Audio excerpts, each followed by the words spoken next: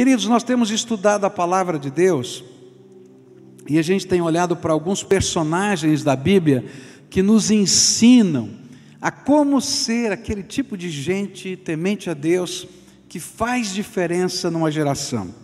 E a gente começou olhando para Davi, que tinha coragem espiritual, fé para derrubar os gigantes do seu tempo. E a gente aprendeu com Davi como é que a gente vive essa fé diante dos gigantes da nossa vida. Depois olhamos para Moisés e aprendemos que não dá para a gente ter essa coragem espiritual de enfrentar os gigantes sem que a gente viva uma profunda intimidade com Deus, porque é dessa relação profunda com Deus que nasce a coragem, o poder do Espírito para dirigir a nossa vida. Depois nós olhamos para a vida de Jeremias e aprendemos com Jeremias que se eu não tiver um sentido de propósito, aquilo que nós chamamos de chamado divino, eu não vou conseguir impactar a minha geração. E a gente disse que algumas pessoas são chamadas para serem pastores, outras para serem missionários, mas a gente precisa entender que Deus tem um propósito para cada um de nós, Ele tem um chamado específico para a minha vida, e esse chamado vai me dar a direção do que eu devo viver e fazer para impactar a minha geração. Depois nós começamos a estudar, olhamos para a vida de Filipe, o evangelista, aquele homem que tinha visão do alto. As pessoas estavam vendo problemas, as pessoas estavam vendo dificuldades, mas ele vinha com a visão de Deus e via as oportunidades de Deus na sua vida. E nós aprendemos que não dá para a gente impactar uma geração se a gente só enxerga o problema, a dificuldade, e não é capaz de enxergar o que Deus está vendo, a oportunidade de Deus na nossa vida. E hoje pela manhã nós começamos a olhar para a vida de José, e começamos a falar que ninguém consegue cumprir a sua missão na terra, porque se não aprender a lidar com as marcas, com as dores da sua alma, porque é impossível passar por essa vida incólume, sem marca nenhuma. E se você tem um sonho, se você tem uma visão, se você tem um propósito de Deus, pode ter certeza que as marcas vão estar na sua vida. Não vai ter só um tapete vermelho com pétalas de rosa na tua frente para você andar nessa vida, não. Vai ter um monte de batalha. E a gente vai ter que aprender a lidar com essas coisas que ficam dentro da nossa alma ao longo da nossa jornada. E a gente começou a olhar para a vida de José, e a primeira coisa que a gente aprendeu foi que cantamos agora: não desista dos sonhos de Deus. Se você desistir, a tua vida perde o sentido. E vou dizer mais: se você acredita que aquele sonho era de Deus para você, então você vai dizer: agora eu não estou entendendo nada. Será que eu estou ouvindo a voz de Deus? Será que eu não estou ouvindo? Ele está falando, ele não está falando? Eu não compreendo mais nada. Então, não desista dos seus sonhos, porque desistir dos sonhos é perder o rumo da vida. A gente precisa estar firmado naquilo que Deus fala. Agora, Deus não tem responsabilidade com o teu sonho, Ele tem responsabilidade com o sonho dEle que Ele semeou na tua vida. Cuida para você conhecer o sonho de Deus. A segunda coisa que nós aprendemos hoje foi que não dá para lidar com as dores da nossa alma se eu não crer, se eu não continuar crendo que Deus está no controle de todas as coisas. E a gente falou hoje de manhã de uma pergunta que fica dentro do nosso coração: se Deus está no controle, então por que Ele não está fazendo nada no meio da minha dor? E a gente começou a olhar para isso, e vimos a vida de José, o começo da vida, os momentos. Se eu olhasse num determinado momento, se eu olhasse no outro momento, eu teria respostas diferentes para essa pergunta. E aí a nossa conclusão foi: não desista do teu sonho, mas creia, continue crendo que Deus continua sentado no trono, Ele tem todo o poder, Ele está no controle, e os propósitos dEle vão se cumprir. Então, pode continuar confiando nele. Mas eu queria continuar olhando para a vida de José. E vou aprender com José que não tem como a gente lidar com as dores da nossa alma se a gente não aprender uma coisa sobre o andar com Deus. Andar com Deus é se comprometer com valores inegociáveis. Andar com Deus é se comprometer com valores inegociáveis. Não tem preço. Quando a gente fala em termos de ética, a palavra valor, em termos de ética, essa palavra quer dizer, são princípios, são coisas que nós acreditamos, são regras que nós nos autoimpomos, que nós entendemos ser verdade, que nós entendemos ser bênção, que nós entendemos ser úteis. E se ela é um valor para nós, do ponto de vista ético, eu estou disposto a pagar todo e qualquer preço para que isso continue existindo na minha vida. Ou seja, ele é inegociável. E eu queria começar lendo o trecho da palavra de Deus que está em Gênesis 39, da segunda parte do verso 6 até o verso 12, onde a palavra do Senhor vai dizer assim: José era um belo tipo de homem e simpático. Algum tempo depois, a mulher do seu dono começou a cobiçar José. E um dia ela disse: venha, vamos para a cama. E ele recusou, dizendo assim: escute, o meu dono não precisa se preocupar com nada nesta casa, pois eu estou aqui. Ele me pôs como responsável por tudo o que tem. Nesta casa eu mando tanto quanto ele. Aqui eu posso ter o que quiser, menos a senhora, pois é mulher dele. Sendo assim, como poderia eu fazer uma coisa tão imoral e pecar contra Deus? Todos os dias ela insistia que ele fosse para a cama com ela, mas José não concordava e também evitava estar perto dela. Mas um dia, como de costume, ele entrou na casa para fazer o seu trabalho e nenhum empregado estava ali. E então ela o agarrou pela capa e disse: venha, vamos para a cama. Mas ele escapou e correu para fora, deixando a capa nas mãos dela. Se você quer ser alguém que impacta a sua geração, você precisa ter certeza dos seus valores.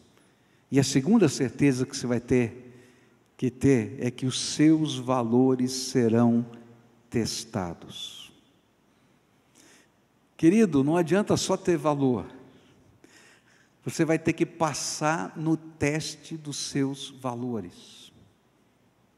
E não tem como a gente lidar com as lutas da nossa alma se a gente não colocar os nossos valores em primeiro lugar. Por quê? Porque senão eu vou sempre me sentir um coitadinho. Mas se eu tenho valores, eu creio que vale a pena até morrer por esses valores, eu não me incomodo, porque é um valor para mim, e isso é importante para mim. Olha só o que aconteceu com José. É uma história que não precisa de muita explicação, acho que já deu para você entender, não é? A mulher estava de olho nele já faz tempo, né? E diz a Bíblia que ele era bonitinho, bem apessoado e tal. E aí ela monta uma cilada para ele, deixa a casa vazia, ele olha, percebe que a coisa está feia, ela diz: é hoje, agarra na capa dele e diz: hoje você não escapa. E ele sai correndo, larga a capa, e naquele tempo, deixa eu explicar para você, a capa era toda a roupa que se usava, não usava roupa de baixo. Está entendendo? Era tipo um roupão, assim, que se amarrava. Ela catou no roupão, puxou e ficou com o roupão, e José saiu pelado, correndo. Literalmente foi isso que aconteceu. Ela ficou com o roupão e o homem vai embora. Ela vai olhando o homem embora. A mulher ficou com tanta raiva, mas com tanta raiva, de ficar só com o roupão do homem, que ela monta uma cilada, começa a gritar: olha só o que esse homem fez comigo, sem vergonha, tentou me seduzir, mas eu consegui segurar a capa dele como prova, e olha lá, ele está correndo. E todo mundo ficou olhando para José, correndo. Chegou Potifar, olhou para ele e disse assim: moço, que cara de pau, te coloquei no melhor posto que podia existir, você é o administrador geral das minhas fazendas, você manda e desmanda aqui, e você vai mexer com a minha mulher. Eu acho que José chorou, contou a história, contou de novo. Ele disse: você acha que eu vou acreditar em você, não vou acreditar na minha mulher? E poderia ter mandado matar José, mas por causa da intervenção de Deus, ele vai parar na cadeia, na prisão perpétua do Egito. Não tem data para sair. E uma das grandes tentações que a gente tem é que quando a gente sofre por aquilo que é bom, a gente não consegue lidar com as nossas dores. Senhor, eu estou fazendo tudo certinho, estou fazendo tudo direitinho, cumpri a tua palavra, cumpri aquilo que o Senhor me ensinou, coitadinho de mim, olha só, por causa do Senhor e da tua palavra, estou aqui na cadeia. Está entendendo? E às vezes fica tão difícil a gente lidar com as nossas dores, porque a gente não compreende que o valor não é um valor só para Deus, é um valor para mim. Porque toda vez que eu quebro um valor, eu não apenas ofendo o meu Deus, mas o pecado degrada a minha vida. E eu não consigo viver comigo mesmo quando eu quebro os meus valores, porque eu avilto a minha consciência, e a minha consciência entra em guerra comigo, e eu não consigo lidar com ela, e eu só tenho duas maneiras de lidar com a minha consciência culpada: ou quando eu vou lá e restauro a minha vida, e às vezes a gente tem medo e vergonha de fazer isso, ou quando eu mato a minha consciência. E quando eu mato a minha consciência, pior ainda, porque quando eu mato a minha consciência, eu crio argumentos para mim mesmo, para liberar geral na minha vida. E aí eu começo a abrir mão disso, abrir mão daquilo, flexibilizar isso, flexibilizar aquilo, e eu me perco. E eu não sei onde eu estou. E eu já não sei mais o que é certo, o que é errado, o que é bom, o que é mal. Eu vou criando mecanismos de defesa para responder às dúvidas da minha alma, mas elas não preenchem o nosso coração, porque dentro de nós Deus colocou uma consciência. É tremendo isso. O apóstolo Paulo diz que mesmo que a gente não tivesse lei nenhuma, e mesmo que Deus não tivesse revelado a sua palavra, o homem dentro de si tem algo soprado por Deus, chamado uma consciência, que diz para ele mesmo que não está bem assim. Ninguém precisa dizer para você que você não precisa matar, que você não deve matar. Ninguém precisa dizer para você que você não deve roubar. Você pode achar 50.000 desculpas para isso, mas a sua consciência vai ficar gritando dentro de você, não tem jeito. Está lá dentro de você, foi colocada por Deus, e por isso os nossos valores, eles fazem com que a nossa consciência, à luz de Deus e à luz dos homens, brilhe, e a gente começa a olhar para a vida com outro propósito, com outro discernimento. O que aconteceu com José foi o teste da sua integridade moral e espiritual. O seu conceito e valor à família, seu senso de submissão à autoridade, a sua atitude de gratidão e lealdade estavam sendo testados. Os seus valores éticos estavam sendo testados. E a grande pergunta era: quanto valem os valores deste homem? Ele pode ser comprado? Ele pode ser seduzido? Ou ele é alguém cuja ética é inflexível e cujos padrões morais vêm da sua consciência iluminada por Deus? porque nós podemos esconder de todos os seres humanos quem realmente nós somos, mas nós não podemos esconder de Deus quem realmente nós somos. E o pior é que nos esquecemos que enquanto todos se voltam contra o servo de Deus, é Deus quem o protege. Mas quando quebramos os valores de Deus em nossa vida, nós estamos lutando contra o próprio Deus. E quem é que pode ganhar de Deus? Querido, se você estiver sofrendo por alguma coisa justa, honesta e santa, que você crê e vive, não tema, porque Deus vai estar contigo em algum momento. Você pode ser jogado na prisão perpétua do Egito. No momento certo, Deus vai levantar um padeiro que tem um sonho, Deus vai levantar um copeiro que tem um sonho, e Deus vai te revelar o sonho deles, e Deus vai colocar um sonho no coração de Faraó, e esse copeiro que foi lá de novo para o palácio, vai dizer: eu conheço um homem capaz de interpretar os sonhos, porque ele tem o Espírito de Deus. E num dia, como eu disse hoje pela manhã, aquele que estava decretada a prisão perpétua se torna vizinho do Egito, porque ninguém luta contra Deus.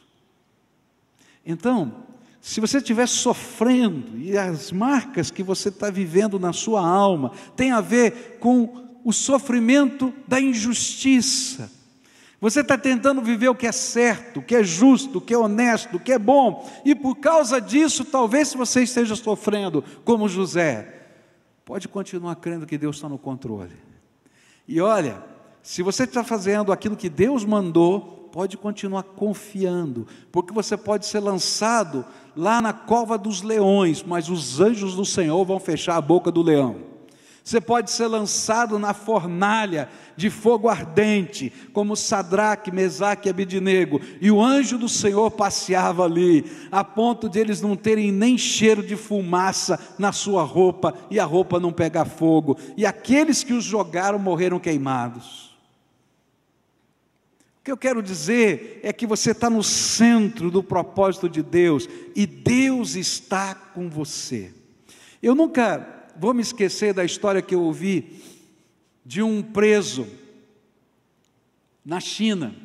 Um irmão da China me contou essa história. Não é uma crendice, aconteceu de fato. Foi um dos pastores da China que nos contou essa história.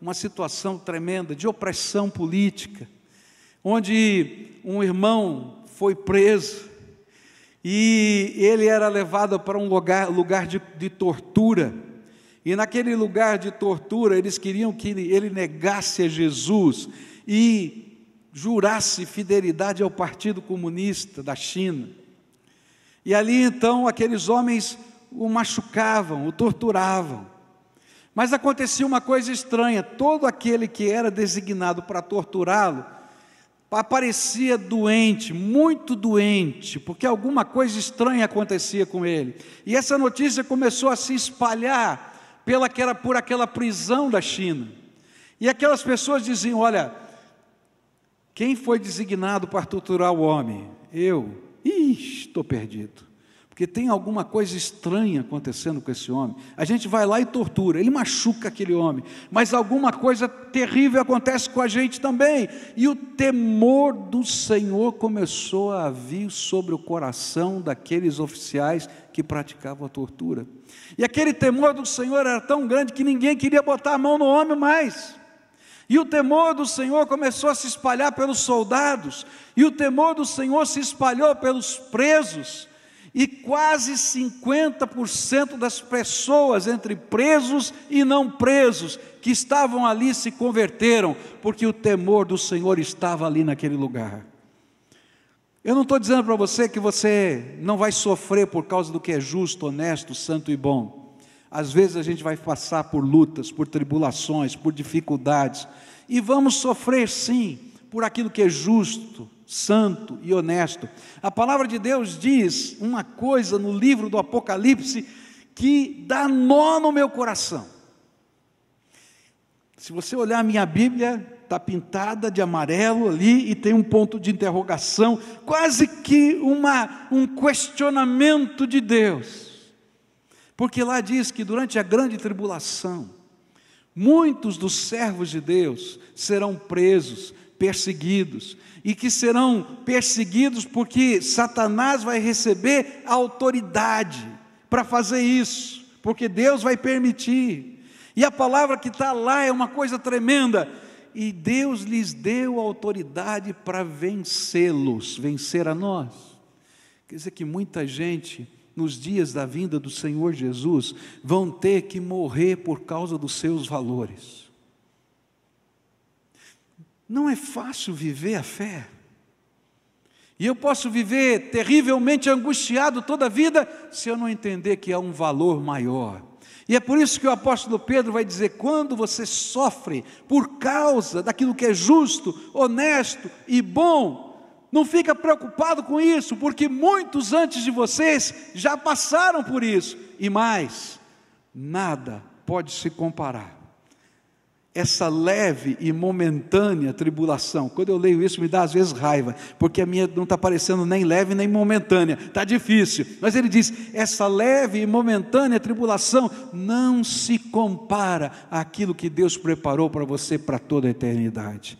O que está aqui em jogo é, você crê em Jesus e quer viver por Ele em toda e qualquer circunstância, até a morte.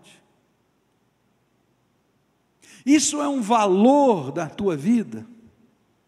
Ou você está crendo no Evangelho como um passe de mágica, em que tudo vai ficar maravilhoso, o tapete vai estar vermelho, as rosinhas estão lá? Querido, não existe isso na palavra de Deus. A palavra de Deus diz assim, no mundo tereis aflição, mas tende bom ânimo, porque eu venci o mundo. Querido, se fizeram isso com o Mestre e Senhor, como não vão fazer isso com os seus discípulos? Está na palavra de Deus. O que tem aqui valor na vida de José é a gente entender, eu sou capaz de enfrentar as lutas por causa do bem, as lutas por causa da justiça, as lutas por causa da minha fé, as lutas por causa dos valores morais que estão dentro de mim, se eu entender que o meu pacto com Deus excede todas essas coisas, e que meu compromisso com Deus vale mais do que tudo. E aí eu posso ser aquele chinês que vai ser torturado, mas que vai ver a glória de Deus, e que vai cumprir o sonho dele e a missão dele, de ser um evangelista. Ele estava lá porque ele era um evangelista, e Deus deu uma prisão inteira, ninguém podia sair de lá, ele tinha que ouvir a palavra de Deus direto, nem o soldado tinha que trabalhar lá, e a palavra de Deus estava se multiplicando, porque o poder de Deus se aperfeiçoa na nossa fraqueza. Então, se você está sofrendo, angustiado, amargurado, porque você está fazendo tudo certinho, e ainda as coisas parecem complicadas, olha para cima e diz assim, Senhor, o que eu quero é a tua aprovação, o que eu quero é ouvir que o Senhor me abençoe e me guarda, o que eu quero é saber que eu sou aprovado pelo Senhor, o que eu quero saber é que o Senhor aplaude, porque no tempo devido, a Bíblia diz, aquele que se humilha debaixo da potente mão de Deus, a seu tempo Ele o exaltará. É isso que a Bíblia diz, é Deus que nos levanta. Então, se você não tem essa perspectiva de valor, então, querido, eu vou dizer para você, você não vai aguentar viver a vida cristã. Porque a gente não compreendeu ainda o sentido. Agora, se eu desistir, se eu disser assim, não estou afim de fazer tudo isso, já que não funcionou fazer tudo certinho, agora eu vou fazer tudo errado. Eu já ouvi algumas pessoas dizendo assim, não, agora desisti, vou fazer tudo do jeito que todo mundo faz. A gente não compreende a natureza de Deus. Se você é servo de Deus, a palavra de Deus ensina uma coisa tremenda. Existe uma história na Bíblia, a história de um homem chamado Balaão. Ele foi contratado por Balaque para jogar uma maldição sobre Israel. E ele não podia jogar essa maldição sobre Israel, porque Deus abençoava Israel. E toda vez que ele ia amaldiçoar, Deus aparecia dizendo: não cabe maldição aqui, aqui vem essa bênção, aquela bênção. E ele era pago para amaldiçoar e ele abençoava. E o rei Balaque ficou muito bravo com ele, falou assim: pelo menos eu estou pagando o seu serviço, se você não pode amaldiçoar, pelo menos não abençoa. Mas ele não podia nem não abençoar, porque Deus estava no controle, não tinha jeito. A bênção é de Deus. E aí ele dá um conselho para Balaque. Ele diz assim: olha, eu não posso amaldiçoar esse povo, mas se você introduzir algumas mulheres lá, seduzir o povo, fizer esse povo adorar os seus deuses e fazer aquilo que Deus condena, você não precisa de nenhuma maldição, porque o Deus que os protege vai lutar contra eles. E aí Balaque chama Cosbe, a filha dele, que era sacerdotisa do deus Baal Peor, que era um culto de fertilidade, onde as sacerdotisas eram prostitutas cultuais. Ele chama a filha dele, que era chefe das sacerdotisas, e diz: você vai se infiltrar no meio do povo, vai seduzir os homens, os líderes dessa nação, para que eles durmam com vocês e cultuem o deus Baal Peor. E aquela mulher faz isso, e ela pega um dos filhos do sacerdote, neto de Arão, sobrinho neto de Moisés, e essa mulher, Cosbe, dorme com esse cara, sabe onde? No tabernáculo, diante do altar de Deus. E Deus vai dizer para Moisés: olha, o que eles estão fazendo aqui é algo tão nojento que eu não posso suportar. E eu estou derramando uma peste sobre esse povo, que só vai cessar quando você limpar essa terra. E aí começa a vir uma doença, uma enfermidade, uma peste, e começa a morrer gente para todo lado. E apesar de ter gente morrendo, tem gente cultuando Baal Peor, fazendo sexo com as sacerdotisas. E aí um dos servos de Deus entra naquela tenda, encontra o neto de Arão, sobrinho neto de Moisés, no flagra. E ele não tem dúvida, espeta a lança nele e na mulher. E naquela hora, Deus diz: cessa a maldição, porque vocês estão voltando para os meus valores. Querido, enquanto você está buscando viver da maneira de Deus, os homens podem se levantar e batalhar com você, mas o Senhor é o seu pastor e nada lhe faltará. Mas quando você abre mão dos seus valores, eu quero dizer para você que você não está lutando mais com os homens, nem contra Satanás. Você está lutando contra o Deus vivo, Senhor da tua vida. E quem pode ganhar de Deus? Então, se você está lutando num momento de angústia pela injustiça, e isso pode acontecer, não desista do teu sonho, nem deixe de crer que Deus está no controle, e nem se aborreça do bem. Se alegre em semear justiça nessa terra, porque precisa ter gente séria, que queira pagar o preço da justiça, para que esse mundo mude. Porque a grande questão não é a corrupção, é qual o preço que as pessoas têm para se venderem à corrupção. Porque hoje ninguém mais acredita que possa ter alguém honesto o suficiente para não se render. A questão é saber qual é o teu preço.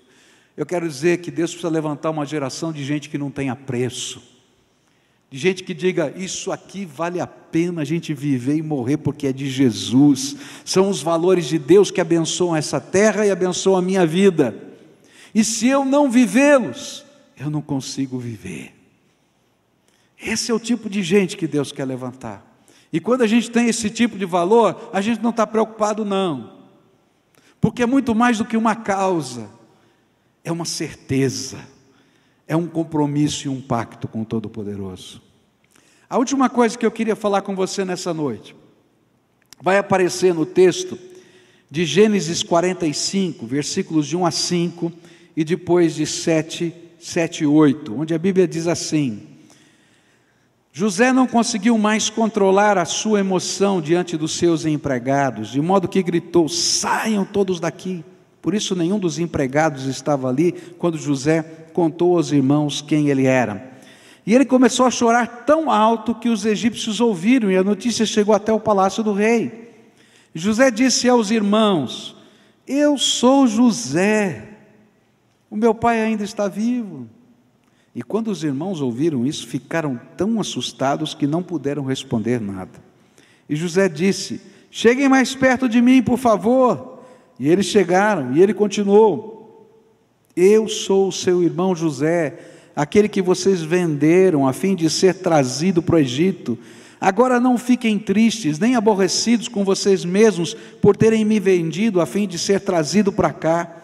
Foi para salvar vidas que Deus me enviou na frente de vocês. Deus me enviou na frente de vocês a fim de que Ele, de um modo maravilhoso, salvasse a vida de vocês aqui neste país e garantisse que teriam descendentes. Portanto, não foram vocês que me mandaram para cá, mas foi Deus. Ele me pôs como o mais alto ministro do rei. Eu tomo conta do palácio dele e sou governador de todo o Egito. É interessante a verdade que o final desta história apresenta. Ela tem a ver com o tipo de homem que desejamos ser e o tipo de felicidade que desejamos construir em nossas vidas. A essa altura, José parecia ter tudo e ter alcançado todos os sonhos que qualquer homem pudesse imaginar. Ele era o homem mais poderoso do mundo do seu tempo, logo abaixo de Faraó, mas certamente era o mais influente, mais até do que Faraó. Ele era casado, ele tinha filhos, mas faltava algo. Ele não via o seu pai desde que ele fora vendido como escravo. Eu não sei dizer quantos anos, mas eu acredito algumas décadas. O seu pai não sabia nada sobre José, porque ele achava que José tinha morrido. Os seus irmãos levaram a túnica bonita dele, manchada de sangue, e falam: papai, ele foi atacado por um animal selvagem, e a gente não conseguiu salvá-lo, ele morreu, e nós tivemos que enterrá-lo no deserto.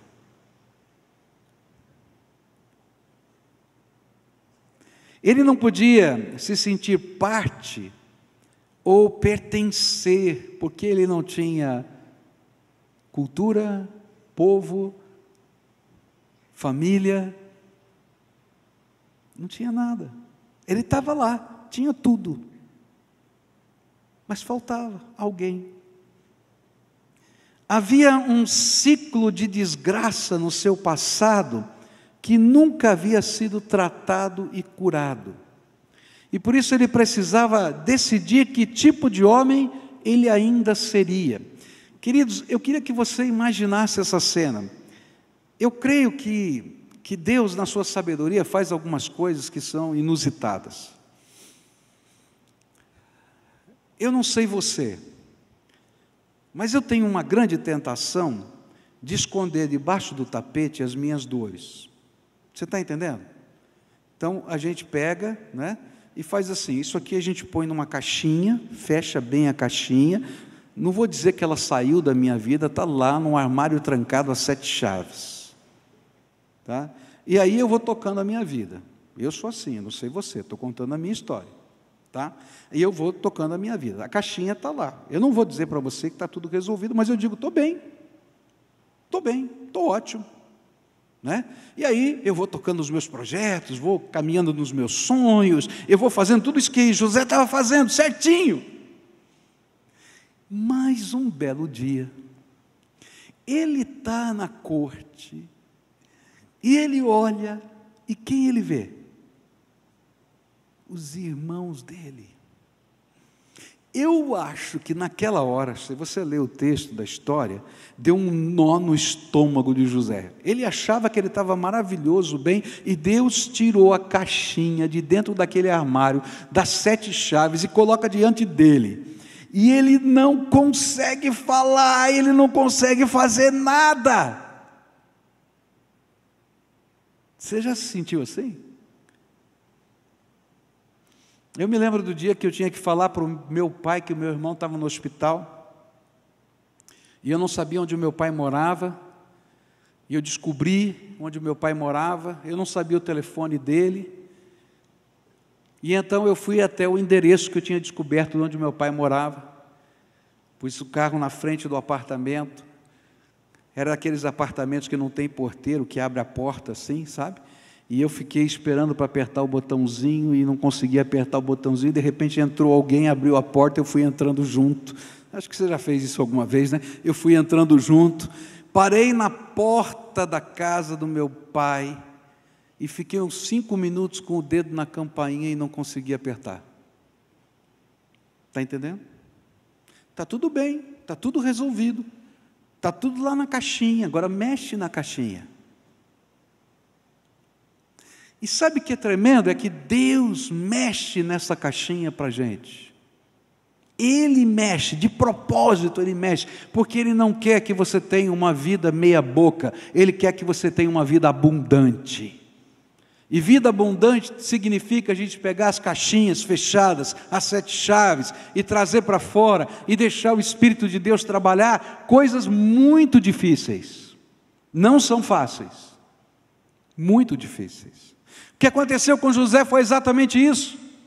Ele vê o seu irmão, ele está sabendo que a sua família está passando fome, ele está sabendo de tudo que está acontecendo, e ao mesmo tempo tem uma mistura de sentimentos. Ele quer que haja comida na casa do seu pai, mas ele não quer dizer que ele é José, porque ele não está preparado, mas ele não tem tempo, ele tem que tomar uma decisão. Então ele manda encher de comida os sacos, faz um preço diferente, mas coloca a caneca dele lá dentro, a medida dele lá dentro. E aí eles vão embora, e quando abrem os sacos de comida, dizem: meu Deus, o que a gente vai fazer? A caneca do vizinho veio por engano nos sacos. Como a gente vai explicar para esse homem? Porque a gente vai ter que voltar, porque não tem comida, a gente só tem comida lá. E eu não sei quanto tempo levou, mas eu acho, essa é a minha opinião, que levou 1 ano. Porque eles levaram a comida em abundância para algum tempo, eu acho que para 1 ano, porque a viagem era longa. E eles tentaram esgotar o máximo, porque eles não queriam voltar. Vamos ver se chove antes, porque se chover a gente não tem que encarar o vizir. Eu acho, essa é a minha opinião. Mas Deus está no controle das caixinhas, a de José e as deles. E depois de 1 ano eles voltam lá. E aí eles chegam lá e José manda prender os irmãos dele por causa da caneca. Eu acho que José ficou corroendo 1 ano. Eu não sei o que José pensou, mas eu posso imaginar, se fosse comigo. Mas são uns bandos de safado mesmo, né? Fala a verdade. Porque, se fosse gente séria, não esperariam 1 ano para voltar aqui.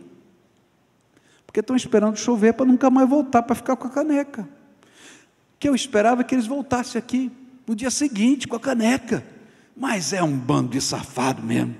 Olha só esses meus irmãos. E aquilo está remoendo dentro dele, mas ao mesmo tempo ele fica pensando: e o meu pai, será que está velhinho lá passando fome? Eu vou deixar meu pai morrer de fome? Aquele bando tinha que morrer tudo, mas o meu pai não. Mas tem o meu irmãozinho lá que não participou daquilo, e aquela luta dentro dele, e Deus está mexendo na caixinha para José decidir que tipo de homem ele quer ser. É tremendo isso, queridos, porque a decisão que Deus está colocando é para José. José, que tipo de homem que você quer ser? Um homem que está preocupado em retribuir o mal pelo mal, ou a cobrir o mal com o bem? Queridos, é fácil a gente repetir esse versículo da Bíblia, né? A ninguém pagueis mal por mal, não é isso? Mas encubra o mal com o seu bem. É fácil recitar, mas quando o calo está doendo no teu pé, é que a coisa pega. E aqui está essa batalha. José, que tipo de homem que você quer ser? Um homem amargurado pelo resto da vida?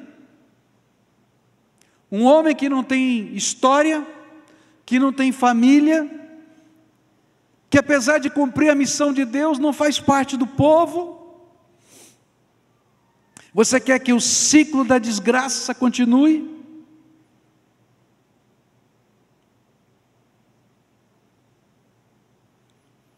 Ou você quer colocar um limite no ciclo da desgraça na casa do seu pai? Mas José, se você quiser colocar um fim nesse ciclo da desgraça, você vai ter que perdoar os seus irmãos, pois o ciclo da desgraça em uma família só é quebrado quando pagamos o preço do perdão incondicional. Essa é a palavra mais difícil que tem, incondicional. O sentimento humano, carnal, pede retribuição. Se alguém me machuca, eu quero machucar. Eu quero dor por dor.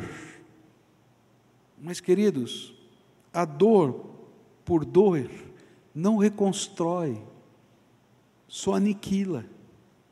E a retribuição, ainda que nos dê um senso de justiça, não nos permite desfrutar o que perdemos. No caso de José, ele perdeu a sua família, os seus irmãos, os seus sobrinhos, as suas canções. Não eram as canções do Egito. Você já foi num país diferente? É muito estranho isso. Por exemplo, quando eu fui para a Índia, eu achava muito esquisito o louvor nas igrejas da Índia. Bom, primeiro, nas igrejas tradicionais da Índia, que não são igrejas contemporâneas, você não tem poltrona, você tem uma esteira no chão e todo mundo fica sentado no chão. E os instrumentos são muito esquisitos. Você já viu Hare Krishna? Já viu? Aqueles negocinhos que eles batem no dedo, aquela coisa de barro que tem um negócio de couro para fazer barulho. É aquilo lá. E começa a cantar aqueles negócios assim, Senhor, que louvores, que saudade dos meus hinos, Senhor. Então você imagina José com as canções do Egito. Ele dizia, que saudade das canções de Israel, da minha família. Que saudade do sorriso do meu pai. Que saudade das heranças, da cultura e dos laços. Mas a grande dificuldade do perdão é entender e aceitar que por toda a vida, presta atenção nisso, toda a vida, só você que perdoa poderá pagar o preço do perdão. Não dá para dividir a conta, meio a meio. Nenhum ofensor pode fazer isso, só o inocente. É por isso que Jesus, sem pecado, morreu na cruz do Calvário por nós, porque só Ele podia pagar os nossos preços. Por isso José tinha que tomar uma decisão de pagar esse preço. E sabe o que eu vou dizer para você, e vai ser uma coisa ruim de você ouvir? Você vai ter que pagar o preço o resto da vida, não é uma vez só não. Não tem jeito. Cada vez que você abraçar, cada vez que você beijar, cada vez que você ouvir uma piadinha que você não gostou, você vai ter que continuar pagando o preço. Não tem jeito. Por isso que é tão complicado perdoar. E isso não é metafórico na vida de José. Ele queria trazer o seu pai Mas o seu pai não deixaria os seus irmãos netos morrerem de fome em Canaã. Então ele tinha que trazer a família toda. Por isso ele decidiu trazer todos. Mas eles não tinham terras no Egito.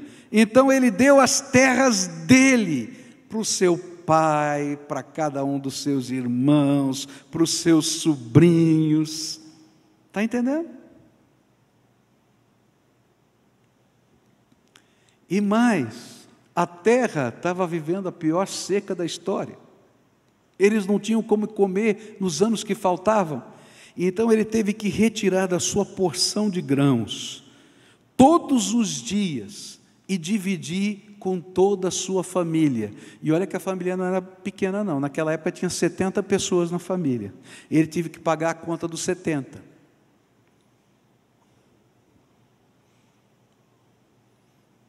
Sabe por quê? Porque ele queria ver o brilho nos olhos do seu pai outra vez. Mas havia outra coisa que talvez ele não entendesse naquele momento. Esta era a única maneira da sua descendência ser parte do povo de Deus. Pois se ele continuasse no Egito sem trazer Jacó, seus filhos Efraim e Manassés nunca seriam tribos de Israel. Olha que coisa tremenda. Quando pagamos o preço da reconciliação e decidimos continuar pagando o preço ao longo da vida, participamos dos propósitos de Deus, não só para nós mesmos, mas para toda a nossa descendência. E mais, quebramos nos corações mais duros aquele sentimento ruim que fica.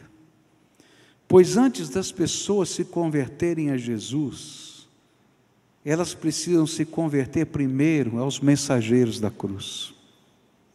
Essa é uma coisa tremenda. Você quer ver a sua família ganhar para Jesus? Você crê que um dia vai haver um julgamento, e nesse julgamento alguns irão para o céu e outros irão para o inferno? A Bíblia diz isso.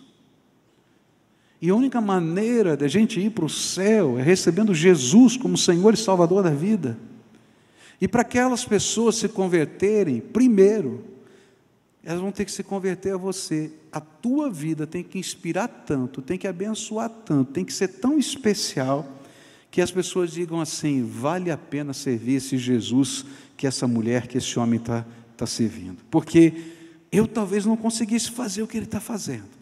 Mas olha só a bênção que aconteceu em nossa casa, por causa da vida de José. E aí vai acontecer um milagre, lá na frente, Jacó está morrendo, e ele decide não abençoar José. Eu não sei porquê, mas eu creio que para José entender que a bênção que ele construiu com aquele perdão era tão importante, que constituiu a sua descendência em povo de Deus. E ele pega os seus netos, Efraim e Manassés, e diz: José, Efraim e Manassés de hoje em diante não são mais seus filhos, são meus filhos. E a herança e a promessa de Deus eu vou passar para eles. E aí ele coloca a mão sobre Efraim e Manassés, e eles são considerados tribos de Israel. Não tem a tribo de José, mas tem a tribo de Efraim e Manassés. E eles conseguiram ver a descendência deles como povo de Deus, e todas as promessas de Abraão para Isaac, para Jacó, para José, passaram a ser diretas de Efraim e de Manassés. Eu acho que naquele dia, José, cheio do Espírito Santo, essa é a minha opinião, conseguiu antever que daquele dia em diante a sua descendência fez parte do povo de Deus. Pois, se as pessoas não se converterem, a nós que somos mensageiros da cruz, elas estarão sempre perguntando: que tipo de evangelho você vive, não o que você prega. Hoje, o Senhor quer fazer alguma coisa na sua vida. Eu queria terminar esse culto orando, como a gente sempre faz. Não é fácil apertar o botão da campainha. Levaram anos na minha vida para eu ter coragem para apertar aquele botão da campainha. Não foram poucos. Eu creio que levou mais de 10 anos. Estou falando sério. Está entendendo? Mas Deus sempre ia lá naquele armário, na minha vida, que eu trancava 7 chaves e tirava a caixinha e colocava de volta. Filho, essa lição você ainda não terminou. Eu não sei se Deus está fazendo isso com você. Ele fez assim comigo. Eu ia lá e escondia outra vez a caixinha no cofre, no armário, no lugar mais escondido possível, e Deus preparava as circunstâncias e colocava a caixinha de volta em cima da mesa. Se Deus está colocando de volta a caixinha em cima da sua mesa, é porque Ele quer curar você. Ele não quer curar o outro só, Ele quer curar você, porque você não vai ser feliz enquanto essas coisas não se acertarem. Você precisa tomar uma decisão, e não é fácil de tomar essa decisão. A decisão é, de hoje em diante, o ciclo da desgraça vai acabar. O ciclo da desgraça vai acabar, pelo teu poder, sem artimanhas. E chega aquele dia que ele encontra os seus irmãos, ele não está mais preocupado com a caneca, com o Benjamim que ele guardou com ele. Ele olha para os seus irmãos e diz assim: meu pai está vivo, eu sou José. Eu sou José. Vocês não me conhecem, mas eu te conheço. Eu sou José. O ciclo da desgraça acabou. Não fiquem com medo. Não foi por causa de vocês que eu vim parar aqui. Se eu for olhar para as minhas dores e achar que por causa das minhas dores eu cheguei aonde cheguei, então eu estou perdido. Mas se eu crer que Deus está no controle, então eu posso perdoar. Porque para cada mal que foi tentado, Deus me colocou graça. E eu cheguei onde cheguei pela graça de Deus. Então agora eu posso tirar essa caixinha do armário e dizer: o ciclo da desgraça acabou.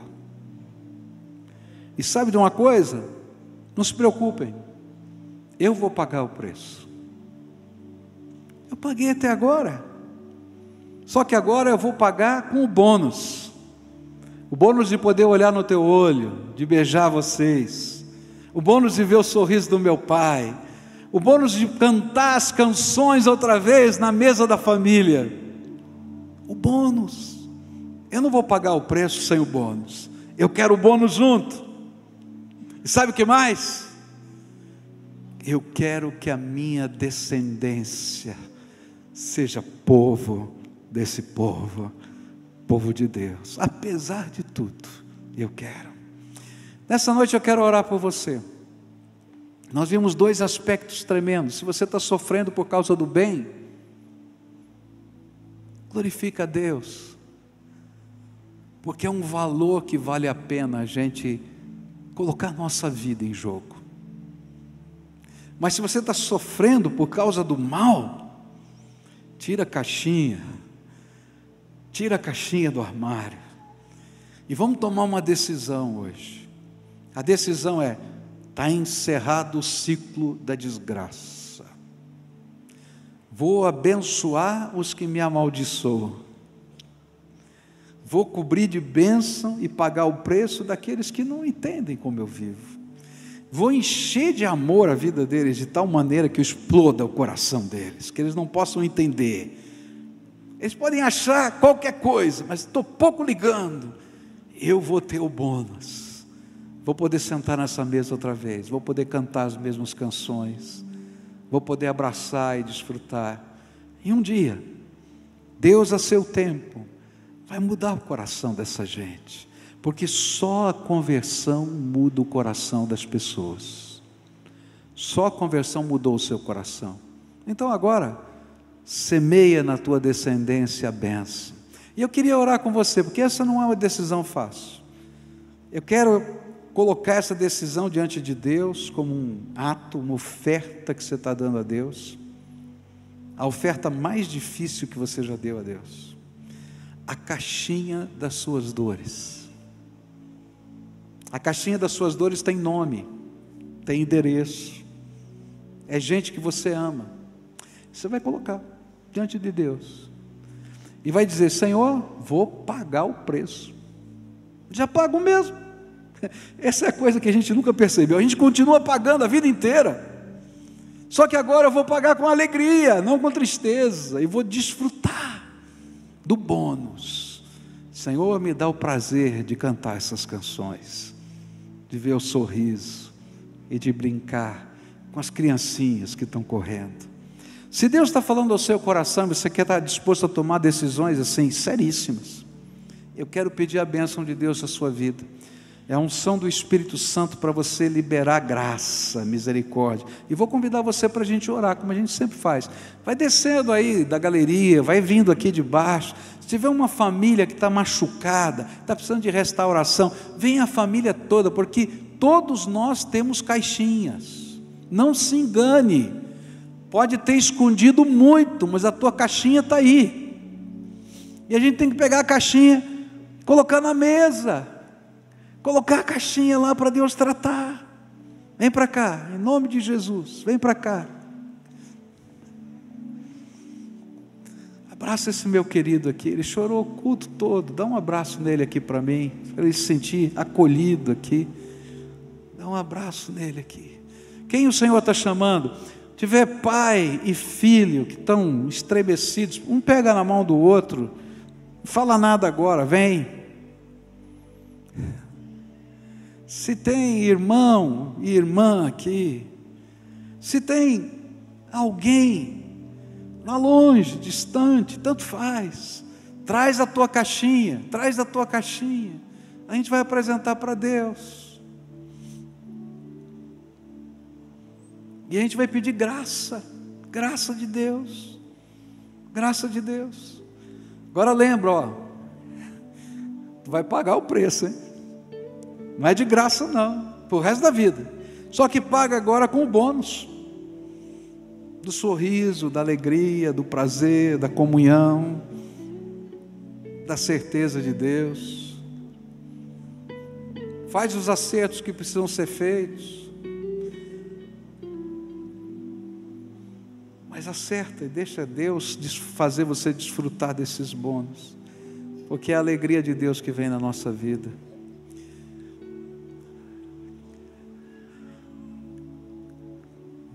Deus está falando com você ainda, filho, está tendo uma luta muito grande, não está? Talvez você esteja que nem eu lá com o botão no dedo da campainha. Que você não leve 10 anos como eu levei, porque serão 10 anos de amargura e sofrimento. Então hoje toma uma decisão, vamos encerrar esse ciclo, começar um novo tempo na nossa vida. Um tempo de Deus e de restauração. Então vem. Hoje é dia de cura, lembra que a gente falou hoje de manhã? Hoje é dia de cura. Vamos pedir a cura de Deus. A cura de Deus. A cura de Deus. E a cura começa em nós. A gente vai dar os passos de fé. Vai pagar os preços. E Deus vai nos dar graça. A gente vai orar juntos agora, tá? Mas antes de eu orar para você, lembra disso, a primeira oração é sempre tua. Eu queria que você desse nome à caixinha que está aí. Está entendendo? A caixinha que está aí tem um nome, tem uma história, tá? E você vai dizer para Deus: Senhor, a minha caixinha se chama, e fala para Deus. Não precisa falar para as pessoas que estão aí ouvirem, mas fala de maneira que você possa ouvir. Porque quando a gente fala só na cabeça, parece que a gente não falou, que a gente só está pensando, tá? Então abaixa a cabeça, ninguém que está do teu lado precisa saber o nome de ninguém, não é isso que eu quero, mas você precisa ouvir. A minha caixinha tem nome, fulano, beltrano, ciclano. A minha caixinha tem uma história. E aí pega o dia-chave dessa história. Eu sei que essa história tem tempo, mas tem um dia, que é o dia que detona tudo. Então, Senhor, eu quero colocar esse dia nas tuas mãos, essa história que só eu e o Senhor conhecemos, na perspectiva que eu tenho, porque as pessoas sempre têm perspectivas diferentes. E você vai pedir: Senhor, pela fé, eu quero, Senhor, decretar que o ciclo da desgraça acabou nessa história da minha vida. Fala isso com a tua boca. O ciclo da desgraça acabou hoje, nesta história da minha vida. Repete outra vez: o ciclo da desgraça acabou hoje, na história da minha vida. Agora vai falar mais alto: o ciclo da desgraça acabou hoje, na história da minha vida. Está entendendo? Outra coisa que você vai dizer: não importa o preço, eu vou pagar. Fala baixinho: não importa o preço, eu vou pagar. Fala: não importa o preço, eu vou pagar, mas eu quero o bônus. Fala de novo: não importa o preço, eu vou pagar, mas eu quero o bônus. Agora vai falando mais alto: não importa o preço, eu vou pagar, mas eu quero o bônus.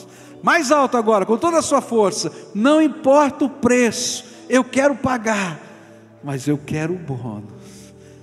Sorriso, da alegria, da comunhão. Agora eu vou pedir que a bênção de Deus esteja sobre você nessa batalha, porque vai ter o dia do encontro. Sabe aquele dia que você vai dizer: eu sou José, ou você vai dizer: eu sou Rubem, que essa história tem outros personagens, sei lá quem é você. Está aqui a caneca que eu não devolvi. Eu não sei como é que vai ser. Deus vai colocar graça para você, mas tem que passar por esse dia. E eu quero pedir bênção de Deus para Ele preparar esse dia. Talvez seja dia de choro. José chorou tão alto que todo mundo que estava do lado de fora ouviu, e correram para falar para o faraó que o governador do Egito estava chorando numa sala, e ninguém sabia o que estava acontecendo com aquele homem. E aí chega a notícia que a família de José foi encontrada. Interessante como a notícia chegou. Não foi que José foi encontrado, mas a família de José foi encontrada. Vamos orar? Senhor Jesus, aqui tem um povo que é teu, que tem as suas caixinhas trancadas, Senhor, nos armários da vida, e que hoje colocaram diante do Senhor. Só o Senhor sabe como doeu tirar do armário, Pai, só tirar do armário. Como dói quando a gente abre a caixinha, como dói quando a gente lembra das histórias, como dói, Senhor, quando a injustiça é lembrada. Mas nessa hora, Pai, eu quero te pedir uma coisa: que as decisões que foram tomadas aqui pela fé sejam, Senhor, revestidas da graça do Espírito Santo, que eles sintam agora o poder libertador de Jesus, que aquelas fortalezas da mente que Satanás colocou, aquelas ideias que já estavam fixas, marcadas, só esperando o tempo, que elas caiam por terra em nome de Jesus. Que tudo que o diabo construiu em cima dessa história seja derrotado, quebrado, amassado em nome de Jesus. Que venha a graça do Espírito Santo para curar. Porque às vezes quando a gente tira as caixinhas, a gente se sente nu. Parece que tiraram tudo da gente. Mas, Senhor, que agora venha o bônus da tua alegria, da tua paz, da vida abundante, do sorriso, do prazer. Que toda raiz de amargura seja sacada pelo poder do teu Espírito, e no buraco o Senhor encha com o óleo da tua graça. Vem, Senhor, agora e prepara o dia do encontro, prepara o dia, Senhor, do restabelecimento, prepara o dia em que os preços vão continuar sendo pagos, porque eles vão ser pagos pelo resto da vida, mas que venha o bônus do Senhor, que venha o bônus do Senhor. E Senhor, que a alegria se expresse em canções, que a alegria se expresse em volta da mesa, num jantar, que a alegria se expresse num beijo, num abraço, que a alegria se expresse de alguma maneira, mas que ela venha do fundo da alma, dizendo: de fato, filho, o ciclo da desgraça terminou. De fato, tua herança faz parte do povo de Deus, a tua descendência faz parte do povo de Deus. A obra que eu planejei para você está começando agora, num novo tempo. Que assim aconteça na vida de cada um dos teus filhos. É aquilo que nós oramos em nome de Jesus. Amém e amém. Fica de pé, todo o povo de Deus. Você já sabe como é que a gente termina. Dá a mão para quem está perto de você, fecha o corredor. A gente vai cantar essa última canção e diz assim: ó, o ciclo da desgraça acabou. Amém? Não ouvi? O ciclo da desgraça. Todo o povo de Deus vai dizer junto, vai lá. O ciclo. Você não acredita não? Você que está lá no fundo, então diz com a gente: o ciclo. Lá na galeria, diz lá junto com a gente: o ciclo. Porque Deus tem um plano melhor para a gente. Amém? Canta com a gente, tá? Ah, não. Toma-me, rendido estou Aos pés da cruz me encontrei. O que eu tenho te entrego, ó Deus.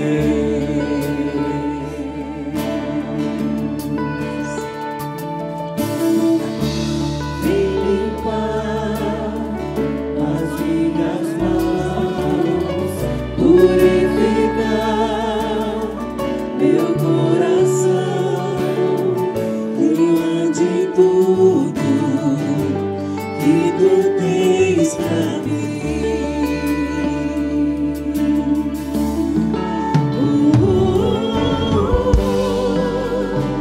Eis-me aqui, rendido estou.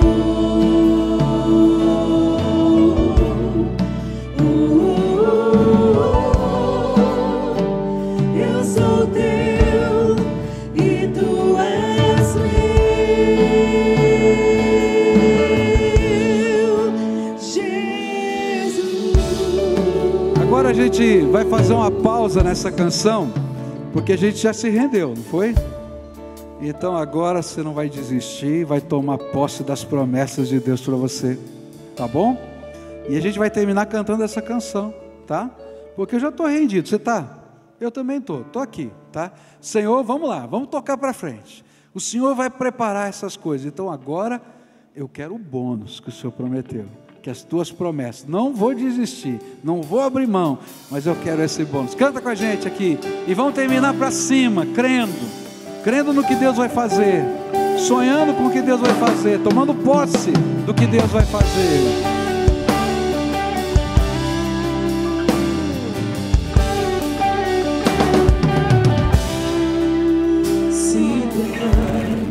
Matar os teus sonhos, Sufocando o teu coração, se lançar lançaram você numa cova, inferior, perdeu a visão. Se tentar matar os teus sonhos, sufocando o teu coração, se lançaram você numa cova, inferido, perdeu a visão. Não desista, não pare de crer nos sonhos de Deus.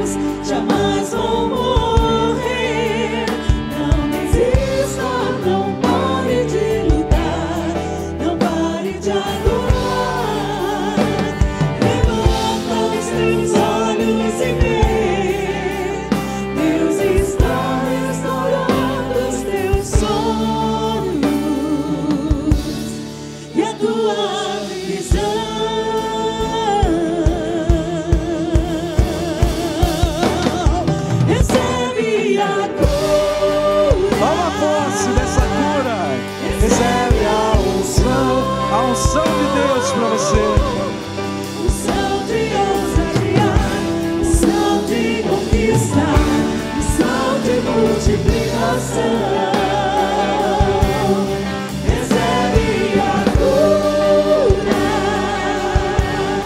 recebe a unção de ousadia, unção de conquista, unção de multiplicação. Se tentar matar os teus sonhos, sufocando o teu coração, se lançaram você numa cova e ferido perdeu a visão.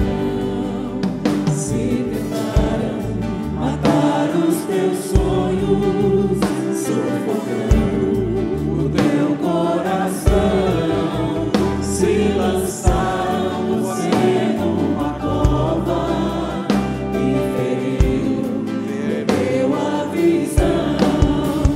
Não desista, não pare de crer. Os sonhos de Deus jamais vão morrer. Não desista, não pare de lutar, não pare de adorar. Levanta os teus olhos e vê, Deus está restaurando os teus sonhos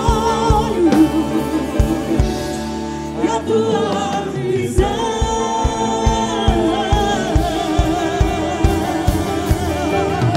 Recebe a cura, recebe a unção,